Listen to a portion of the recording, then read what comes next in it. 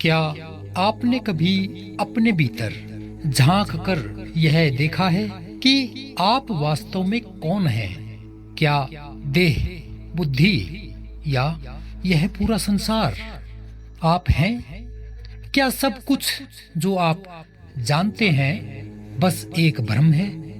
आज का यह सूत्र आपको उस शून्य की ओर ले जाएगा जहां न मैं बचता है न मेरा, बस शुद्ध शांति रहती है। एक समय की बात है, एक साधु हिमालय की एकांत गुफा में ध्यानरत था। ध्यान में बैठा था। वर्षा की बूंदें चट्टानों से टकराकर बह रही थी और प्रकृति जैसे मौन में डूबी हुई थी। साधु की आंखें बंद थी, पर भीतर एक अद्भुत जागृति चल रही थी। उसके मन में एक प्रश्न उठा, कौन हूं मैं? जैसे ही यह प्रश्न पूरी तीव्रता से उठा, भीतर एक रोशनी फूटी। उसने देखा, देह तो बाहर का वस्त्र है, ये विचार भी किसी और के हैं, और जिसे विश्व कहा जाता है वह तो अनुभवों का एक सपना है। और तब उस साधु के भीतर वह अनुभव जगा जिससे यह श्लोक प्रकट हुआ और कहा, जो ज्ञान की पूर्ण दृष्टि प्राप्त कर चुका होता है, जो अपने भीतर के अचल शांत स्वरूप को देख चुका होता है, उसके लिए अब न कोई विद्या बचती है, न कोई ब्रह्मांड, न मैं, न मेरा, न देह, कुछ भी नहीं। वह सब सीमाएं मिटा चुका होता है।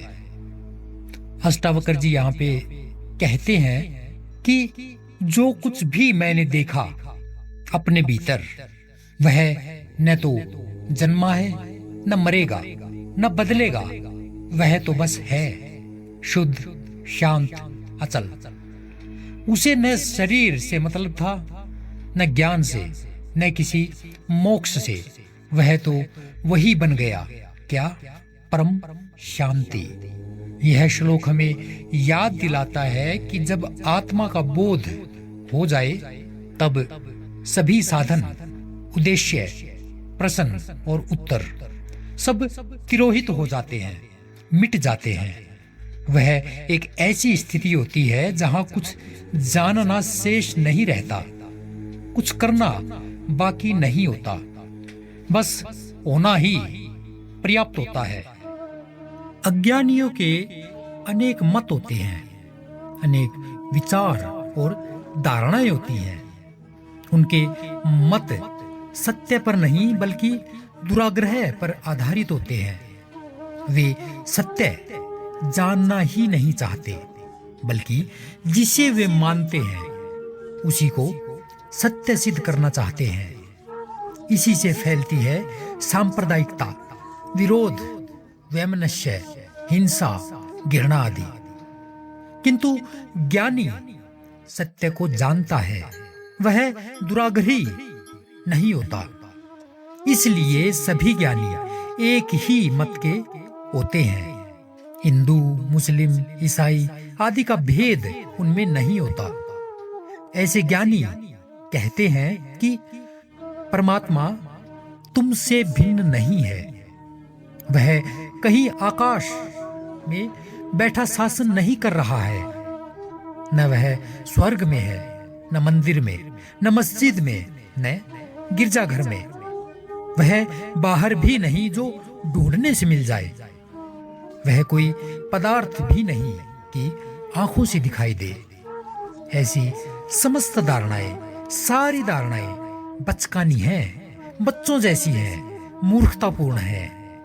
जिसे आत्मज्ञान नहीं हुआ, जो मानसिक धरातल से ऊपर नहीं उठे, वे ही ऐसे परमात्मा की बातें करते हैं।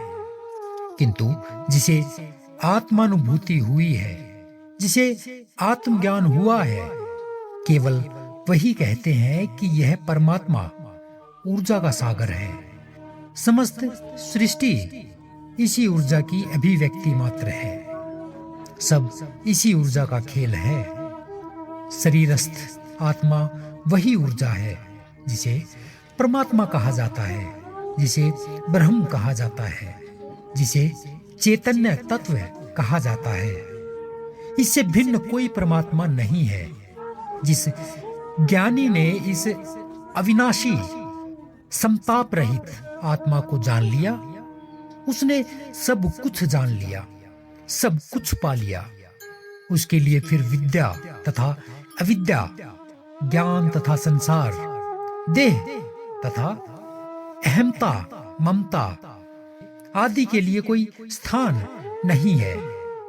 ये सब अज्ञान जनित हैं, जो केवल अज्ञानी को ही प्रभावित करती हैं।